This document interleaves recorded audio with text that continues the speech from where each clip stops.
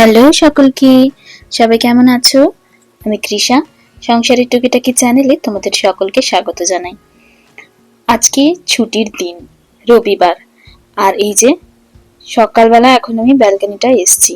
সকাল মানে এখন এই বেলাই হয়ে গেছে বলতে পারো, কারণ টলখাবার খেয়ে এখনই বেলা 11টার দিকে আমি এসছি একটু ব্যালকনিটায়। আর আকাশটা কি অপূর্ব লাগছে দেখো, একদম নীল আকাশ, সুন্দর। আর এই বৃষ্টির পরে পাহাড়টা এত সুন্দর সবুজে সবুজ হয়ে গেছে, নতুন করে গাছপালাগুলো আবার গজিয়ে উঠেছে, পাতা গজিয়েছে গাছে, অপূর্ব দেখতে লাগছে। আর এমনিতেই এখানকার এই পরিবেশটা ভীষণ সুন্দর, তোমরা তো ব্লগে দেখেইছো আগে। আর চারপাশটা পাহাড়ি এলাকা হওয়ায় আরো যেন সুন্দর হয়ে উঠেছে। চলো ভিতরে যাই। আজকে এই রান্নাঘরের তাকটা গোছাবো। তাকটা খুবই একেবারে জঘন্য অবস্থা হয়ে আছে, এটার ঘাড়ে ওটা চাপানো আছে, কিছুই ঠিক মতো পারতে গেলে এই দিক দিয়ে এটা পড়ে যাচ্ছে, ওই দিক দিয়ে ওইটা পড়ে যাচ্ছে। কতগুলো র্যাক অর্গানাইজার এনেছি, সেইটা দিয়ে গোছাবো। আর এখানে একটা বাসন রাখার র্যাক এসেছে, যদিও এটা প্লাস্টিকের, এটা ভালো করে নিজেকেই লাগাতে হবে। তো সুদীপ্ত সেটাই আনবক্স করছে।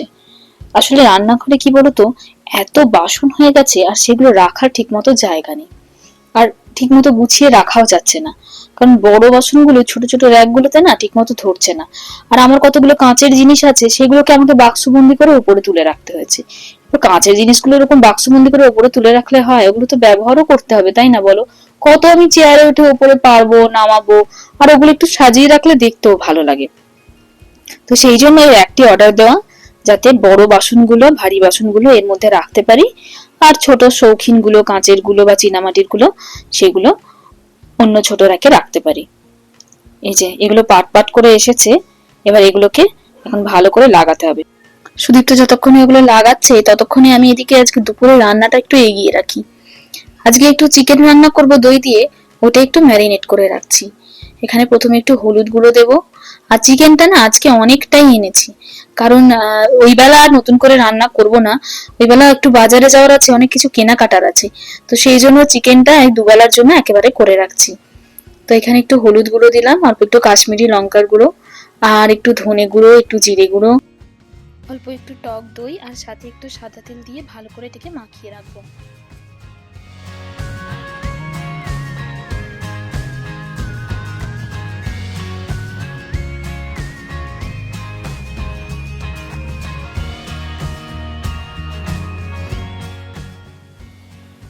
তো এইভাবে মিনিট পাঁচেক মতো রেখে দেবো। মিনিট পাঁচেক পরে না এই সুহানা যে চিকেন মশলাটা আছে, এই মশলাটা দেব, দিয়ে আরেকবার ভালো করে মাখিয়ে নেব। এই মশলাটা দিলে না এত সুন্দর একটা গন্ধ বেরায়, পুরো একদম গোটা ঘর না এই রান্নার গন্ধে মম করতে থাকে। একবার ব্যবহার করে দেখবে এই চিকেন মশলাটা। তো যাই হোক, এটা মাখিয়ে আরো 5 মিনিট রাখবো। তারপরে সব থেকে শেষে অল্প একটু সামান্য আদা রসুন বাটা দেবো। আর এই আদা রসুন বাটাটা শেষে দেওয়ার কারণ হচ্ছে, আগে মশলাগুলো মাখিয়ে নিলে মাংসের মধ্যে মশলার গন্ধটা ভালো করে ঢোকে, তারপরে আদা রসুন বাটাটা দিলে আরো খেতে টেস্টি হয়। আর এদিকে অল্প একটু চিকেন 65 করব, সেই জন্য চিকেনটার মধ্যে আদা রসুন বাটা, একটু লঙ্কার গুঁড়ো, একটু ধনে গুঁড়ো, একটু জিরে গুঁড়ো, আর এই যে চিকেন 65 মশলাটা এভারেস্টের, এইটা দিলে ওই যে 65 থেকে এত সুন্দর একটা গন্ধ বেরোয়, সেই গন্ধটি এতে পাওয়া যাবে। এই মশলাটা দিয়ে ভালো করে মাখিয়ে নিলাম, দিয়ে এটা আপনার রেখে দেবো। আর ওইদিকে মনে হয় সুদীপ্তর র্যাকটাও গোছানো হয়ে গেছে, তোমাদেরকে শেষে দেখাবো একেবারে বাসনপত্র সব গুছিয়ে নিয়ে। আজকে প্রচুর কাজ আছে, রান্নাঘরটা গোছাবো, তার সাথে রান্নাও আছে। তো চলো আগে রান্নাটা সেরে নি। তো এখানেই দেখো চালও মেপে নিচ্ছি, আজকে কুনালো এসেছে, তাই 3 জনের মতো ভাত মেপে নিচ্ছি। এই চালটা আবার বেশ খানিকক্ষণ ভিজিয়ে রাখতে হয়, না হলে না হতে অনেক টাইম লাগে। আর এই যে কড়াই চাপিয়ে দিয়েছি, আজকে সব থেকে বড় কড়াইটা বের করেছি, কারণ অনেকটা মাংস আছে, আর দুবেলার জন্য হবে। মানে দুবেলার জন্য মনে করে ধরো 6 জনের, এই বেলা খাবো 3 জন, ওই বেলা খাবো 3 জন, তাই কড়াইটা বড় বের করেছি আজকে, যাতে মাংসটা কষতে বেশ সুবিধা হয়। সবার প্রথমে সাদা তেল দিলাম, তারপর শুকনো লঙ্কা, তেজপাতা আর জিরে ফোড়ন দিয়ে একটু পেঁয়াজটা দিয়ে ভাজতে দিলাম লাল লাল করে। আর ওইদিকে যে 65টার জন্য চিকেনটা ম্যারিনেট করে রেখেছি, ওটার মধ্যে অল্প একটু নুন দিয়ে আবার মাখিয়ে রাখলাম। কেন নুনটা দিয়ে মাখিয়ে রাখলাম সেটা পরে বলছি, যাতে ভালো করে জলটা ছাড়ে। তো তো ওইদিকে চলো পেঁয়াজটা লাল লাল করে ভাজা হয়ে এসেছে। এবার এর মধ্যে এই আদা রসুনের বাটাটা দেবো, আর ওই বাটিটা, মশলার বাটিটা ধুয়ে জল দেবো এর মধ্যে, দিয়ে ভালো করে কষাবো। এই রান্নাটা কিন্তু সর্ষের তেলেও হয়, তবে সাদা তেলে যেন মনে হয় খেতে এটা স্বাদটা আর একটু বেশি ভালো হয়। নর্মাল চিকেন কষা যেরকম সর্ষের তেলে ভালো লাগে, সেরকম এই দই চিকেনটা আবার সাদা তেলে বেশি ভালো লাগে। তো এবার ভালো করে সমস্ত মশলাটা কষানোর পালা। এই যে এবার অল্প একটু নুন দিয়ে দেবো এর মধ্যে।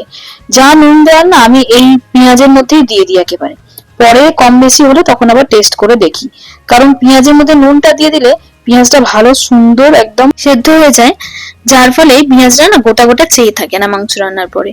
তো যাই হোক, এরপরে মাংসটাও দিয়ে দিলাম এর মধ্যে। এবার এটা ভালো করে কষতে থাকতে হবে।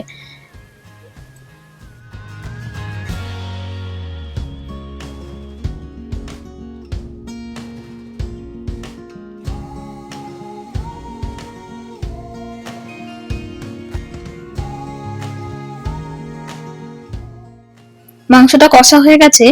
এরপরে যে গামলাটায় মাংসটা মাখিয়ে রেখেছিলাম সেটা ধুয়ে অল্প জলটা দিলাম, আর সামান্য একটু মিষ্টি দিলাম অল্প, ব্যাস। এরপরে এটা আরেকটু হবে, ভালো করে সেদ্ধ হয়ে গেলে একদম শেষে একটু গরম মশলা দিয়ে নামিয়ে নিতে হবে। এই যে সুন্দর হয়ে গেছে, মাংস সেদ্ধ হয়ে গেছে, রংটা এত সুন্দর এসেছে না, আর গোটা ঘর একদম এই মাংসের গন্ধে মমো করছে। আর এই যে গরম মশলা, এটা আমি বাড়িতেই বানিয়ে রাখি, চাইলে আমি রেসিপি দিয়ে দেবো তোমাদেরকে। তো এইটা অল্প উপর থেকে একটু ছড়িয়ে দিলাম, ব্যাস। এত সুন্দর একটা গন্ধ বেরিয়েছে গোটা ঘর থেকে। আর এদিকে চলো চিকেন 65টাও বানিয়ে নি। এই যে অল্প একটু কারি পাতা ছিঁড়ে দিয়ে দিলাম এটার মধ্যে। এরপরে এটার মধ্যে অল্প বেসন দেব, তার সাথে দেব হচ্ছে অল্প সামান্য একটু ময়দা। এবার এটাকে ভালো করে মাখাবো। ডিম আমি যেহেতু এর মধ্যে দিচ্ছি না, এবার এটাতে তো আর জল দেওয়া যাবে না, আর সামান্য একটু দেব হচ্ছে বেকিং সোডা। তো সেই কারণে চিকেনের নুনটা আগে থেকে আমি মাখিয়ে রাখলাম, যাতে পরে আর জল দিতে না হয়, কারণ নুনটা মাখানো থাকলে এমনি মাংসটা থেকে জল ছাড়বে। আর এদিকে বেসন আর ময়দাটা মাখিয়ে নিতে সুবিধা হবে। ডিম দিলে সেইটা দরকার পড়ে না, কিন্তু আমি ডিমটা যেহেতু দিচ্ছি না, সেই কারণে বেসনটা দিতেই হবে, নুনটা মাখিয়ে রাখতে হবে। বেসনে একটা ক্রিস্পি ভাবও আসবে, আর নুনটা মাখিয়ে রাখলে ওই যে ডিম যে বাইন্ডিং এর কাজটা করে, জলটা ছেড়ে বাইন্ডিংটা ভালো হয়ে যাবে, ব্যাস।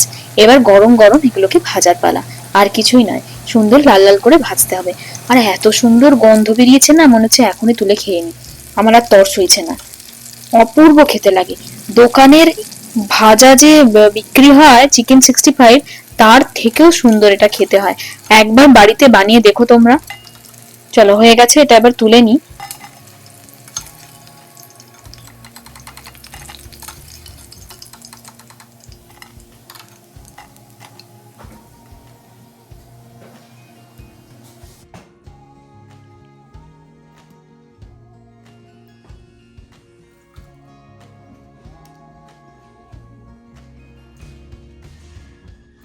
Awesome.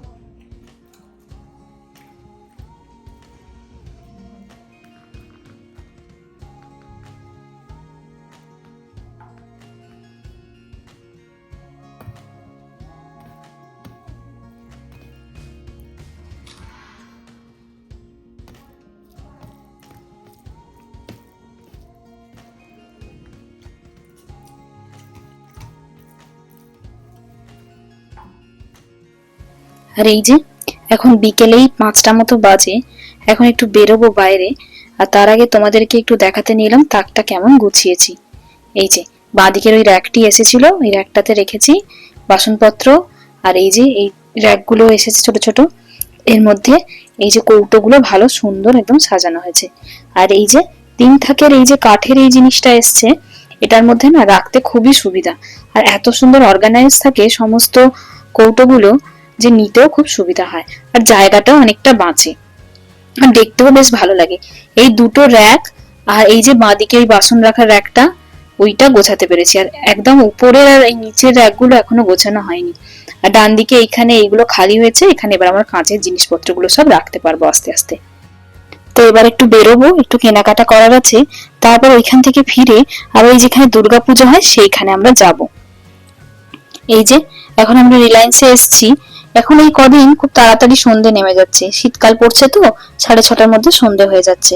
এবার আস্তে আস্তে তাই হবে, কিন্তু তাহলেও আমাদের ওদিকের থেকে দেরিতেই সন্ধ্যেটা হয়, একটু দেখেছি 0.5 ঘন্টা 40 মিনিট মতো দেরি হয়। তো যাই হোক, এখনই ভেতরে ঢুকি চলো। এত সুন্দর সাজিয়েছে না ভিতরটা, কারণ এখানে তো তোমরা সবাই জানোই যে নবরাত্রি চলে। আমরা বাঙালিরাই একমাত্র দুর্গাপুজো করি, বাকি সারা ভারতবর্ষ জুড়ে ওই সময়টা নবরাত্রি চলে। সারা ভারতবর্ষেই উৎসব হয়, কিন্তু আমাদের বাংলায় যেন একটু বেশি উৎসবটা হয়। তো সেই জন্য এখানে সাজিয়েছে। ওই দেখো, দেখতে খুব সুন্দর লাগছে। আর এই সময় দেখেছি ভালো ভালো অফারও দেয় সব জিনিসে। এত সুন্দর লাগছে না, আমি চোখটা ফেরাতেই পাচ্ছি না। এই দিকটাও খুব সুন্দর সাজিয়েছে ঢোকার মুখটাতে। এখন এই সময় দোকান বাজার সমস্ত যেখানে যাও কেন, সবগুলো জায়গাগুলোই সুন্দর করে সাজিয়ে দেয়। এখন ফেস্টিভ সিজন চলছে তো, তাই কয়েকটা নারকেল নেব। তো চলো বাজারটা করে নি, করে তারপর আবার তোমাদের সাথে কথা বলছি।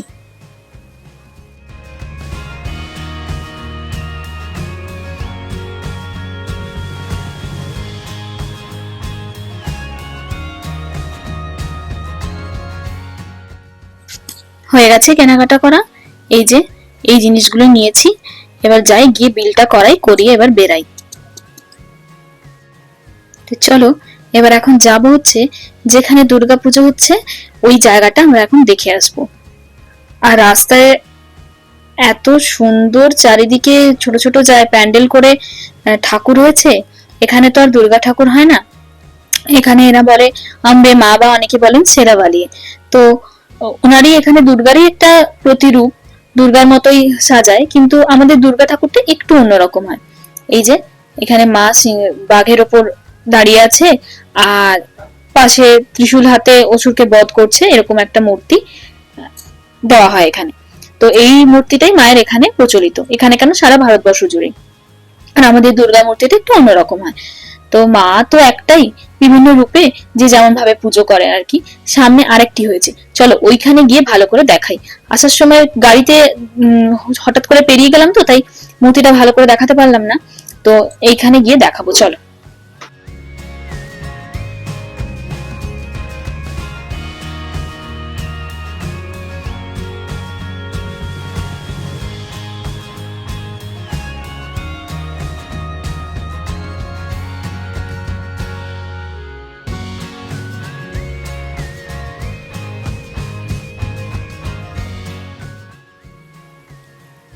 দেখেছো চারিদিকে কত আলো দিয়েছে।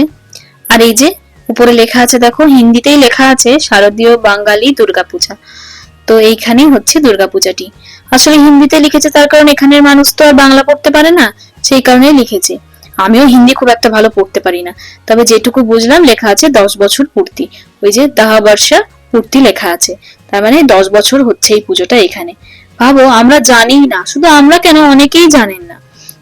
তো যাই হোক, এই যে এই সামনে প্যান্ডেলটি করেছে, এই অ্যাপার্টমেন্টটার নিচে পুজোটা হয়। চলো ভেতরে যাওয়া যাক। এই যে মায়ের জায়গা রেডি হয়ে গেছে, মাকে আজকে আনতে যাওয়া হবে। এখান থেকে নয়, আনতে যাওয়া হয় মুম্বাই থেকে, এখান থেকে প্রায় 300 কিলোমিটার। তো সেইখান থেকে কারিগরকে দিয়ে মূর্তি বানিয়ে মাকে নিয়ে আসা হয়। তো এখনই বেরানো হবে, এনারা সবাই যাবেন। আর এতক্ষণ যে মহিলাকে দেখলেন, উনি হচ্ছেন এখানকার সব মানে গ্রুপটার আর কি সভাপতি বলতে পারেন। ওনার বাড়িতেই নাকি আগে দুর্গাপুজোটা হতো, তারপর আস্তে আস্তে সবাই একসাথে যোগদান করে এইখানে দুর্গাপুজোটি করা হয় একসাথে সবাই মিলে। তো আমি যেদিন গেছিলাম সেদিন আর তখনও মা আসেননি, কিন্তু পরের দিন আমি আবার গেছিলাম মাকে দেখতে। তো সেই ক্লিপিং গুলো আমি ভিডিও শেষে তোমাদের সাথে শেয়ার করছি।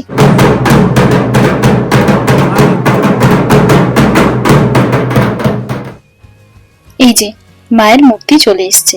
চলো ভিডিওটা আজকে এখানেই শেষ করলাম। ভিডিওটা কেমন লাগলো জানিও, যদি ভালো লাগে লাইক করে দিও। এরকম ভিডিও আরো দেখতে ইচ্ছে হলে আমার চ্যানেলটি সাবস্ক্রাইব করো। আজ আসি, আবার দেখা হবে অন্য কোনো দিন অন্য কোনো একটা ভিডিওতে। ততদিন সবাই ভালো থেকো, সুস্থ থেকো, টাটা।